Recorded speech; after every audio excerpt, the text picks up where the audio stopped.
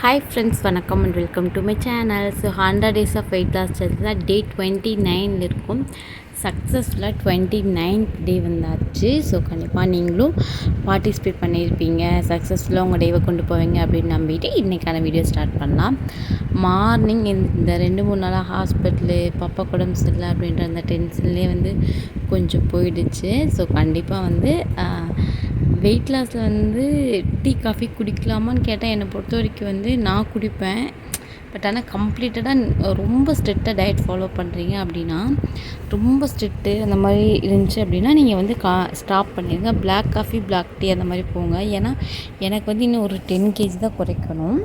நம்ம உடம்பு குறைக்கலோ அப்படின்றது ரெண்டாவது விஷயம். ஆனால் பேசிக்காகவே டீ காஃபி அவாய்ட் பண்ணிக்கிறது நல்லது தான். பட் ஆனால் நம்மளோட லிமிட் அப்படின்றது ஒன்று இருக்குது. ஸோ நான் காஃபி தான் குடித்தேன், இன்றைக்கி டீ குடிக்கல. நாட்டு சக்கரை போட்டு கொஞ்சம் எடுத்துக்கிட்டேன். ஸோ இந்த மாதிரி கொஞ்சம் சாப்பிட்டுக்கலாம். ஏன்னா நம்ம ரொம்ப காஃபி டீ குடிச்சிட்டு டக்குன்னு ஒரு விஷயத்தை நிறுத்துறது அப்படின்றது ரொம்ப ரொம்ப கஷ்டம். ஸோ அதனால் அதை எப்படி ஓரளவுக்கு ஹெல்த்தியாக எடுத்துக்கலாம் அப்படின்ற மாதிரி யோசித்து நீங்கள் எடுத்துக்கோங்க. ஸோ ஒரு 4 கப் குடிப்பீங்கன்னா ஒரு 2னா 1. இப்போ நானே பார்த்திங்கன்னா மார்னிங் காஃபி எடுத்துகிட்டேன்னு வச்சுக்கோங்களேன், ஈவினிங் எதுவுமே நான் சாப்பிட மாட்டேன். ஏதாவது காஃபி டீ சாப்பிட மாட்டேன். ஸோ அந்த மாதிரி நான் மாற்றிக்குவேன். ஒருவேளை நான் மார்னிங் எடுக்கலைன்னா ஈவினிங் எனக்கு ஞாபகம் வந்துச்சுன்னா எடுத்துக்குவேன். நம்மளாம் பண்ணுற நிறைய மிஸ்டேக் என்ன தெரியுங்களா? மெயினான மிஸ்டேக்கு, இப்போது 4 மணிக்கு நம்ம காஃபி குடிக்கிறோம்னு வச்சுக்கோங்களேன், அதாவது நம்ம குடிச்சிட்ருக்கோம். இப்போ நம்ம விட்டுட்டு வெயிட் லாஸில் வரோம், இல்லை நம்ம எங்கேயும் வெளியில் போயிருக்கோம் அப்படின்னாலும் நமக்கு அப்போ பசிக்காது, எதுவுமே தோணாது. நம்ம பாட்டுக்கு ஏதோ நம்ம போன ஒர்க்கோ இல்லை நம்ம பாட்டுக்கு இருப்போம். பட் ஆனால் 4 மணி ஆயிடுச்சு, நான் காஃபி குடிக்கணுமேனு, அதாவது 4 மணி ஆயிடுச்சு நான் குடிக்கணும் அப்படின்றதுக்காக குடிப்பாங்க. ஸோ அந்த மாதிரி குடிக்கிற பர்சனாக இருந்துச்சுன்னா நீங்கள் அதை அவாய்ட் பண்ணிக்கலாம்.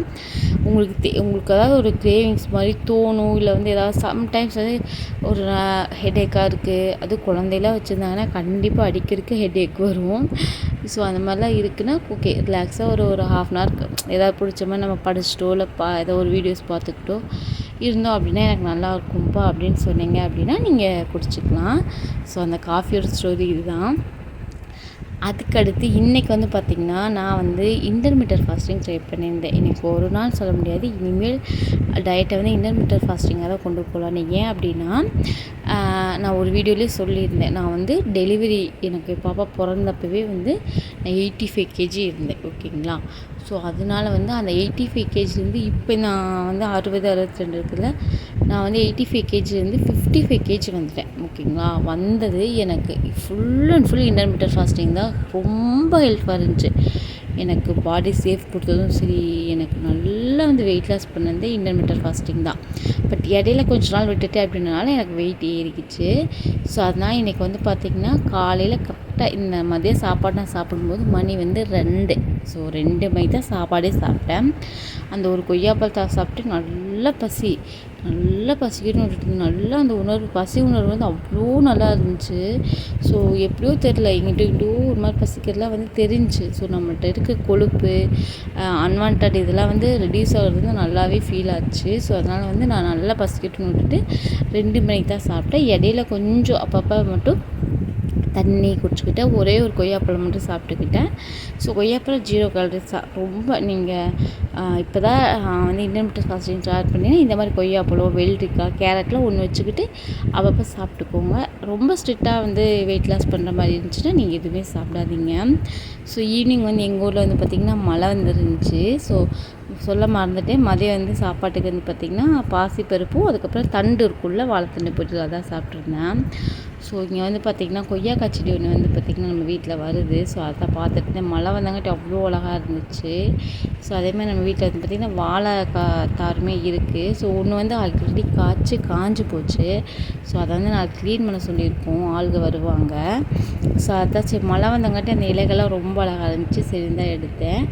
அண்டு இன்றைக்கி நைட்டுக்கு நான் தான் சொன்னேன்ல, எனக்கு சாப்பிட்டவே ஹெவியாக இருந்துச்சு. அதுக்கப்புறம் இடையில எதுவுமே சாப்பிடல, ஒரே ஒரு இது மட்டும் சாப்பிட்டேன், என்னது எள்ளு முட்டை மட்டும் சாப்பிட்டேன். அதுக்கப்புறம் எதுவுமே சாப்பிடல. நைட் டின்னருக்கு நான் கொஞ்சம் ஹெவியாக சாப்பிட்லாம் அப்படின்னு பிளான் பண்ணனால தான் இடையில எதுவுமே சாப்பிட்டுக்கல. டின்னர் சாப்பிடும்போது டைம் பார்த்திங்கன்னா 7 o'clock. கோதுமை உப்புமா, அதுக்கப்புறம் பார்த்திங்கன்னா ஒரு முட்டை கொஞ்சம் நல்லா வெங்காயம் நிறைய போட்டு மிளகெல்லாம் போட்டு சாப்பிட்டேன். ரொம்ப சாட்டிஸ்ஃபைடாக இருந்துச்சு. எனக்கு பிடிச்ச காம்பினேஷன் இது. சில பேர் சர்க்கரை வச்சு சாப்பிடுவாங்க, சில பேர் சட்னி சாம்பார் மாதிரி சாப்பிடுவாங்க. எனக்கு இந்த காம்பினேஷன் ரொம்ப பிடிக்கும். இதுக்கு அடுத்து வந்து பார்த்திங்கன்னா ஊற வச்சு சாப்பிடுவேன், அவ்வளோதான். இந்த 2 தவிர்த்து வேறு எதுவுமே நான் வச்சு வந்து இந்த ரவா உப்புமா கூட சாப்பிட மாட்டேன். வெள்ளை ரவை உப்புமா அதுவுமே எனக்கு ரொம்ப பிடிக்கும். ஸோ இப்படி தான் நான் சாப்பிட்டேன். ஸோ இதெல்லாம் ரொம்ப ரொம்ப ஹெல்த்தியான ரெசிபி. இந்த மாதிரி ஹெல்த்தியான ரெசிபியில் உங்களுக்கு எது வந்து ரொம்ப பிடிக்குமோ அதை வந்து வெயிட் லாஸ் அதிகமாக எடுத்துக்கோங்க. ஸோ தட் உங்களுக்கு வந்து மற்ற உணவுகள் மேலே ஒரு அட்ராக்ஷன் போகாமல் இருக்கும். ஸோ அதுக்காக தான் சொன்னேன். இன்றைக்கான வீடியோ உங்களுக்கு பிடிச்சிருக்குன்னு நம்புகிறேன். வீடியோ பிடிச்சிருந்துச்சா வீடியோக்கு ஒரு லைக் கொடுங்க. அண்ட் மறக்காம நம்ம சேனல் சப்ஸ்கிரைப் பண்ணிக்கோங்க. உங்களுக்கு இன்னொரு இன்ட்ரெஸ்டிங்கான வீடியோவோட பார்க்கலாம். அது வரைக்கும் டாடா பாய்.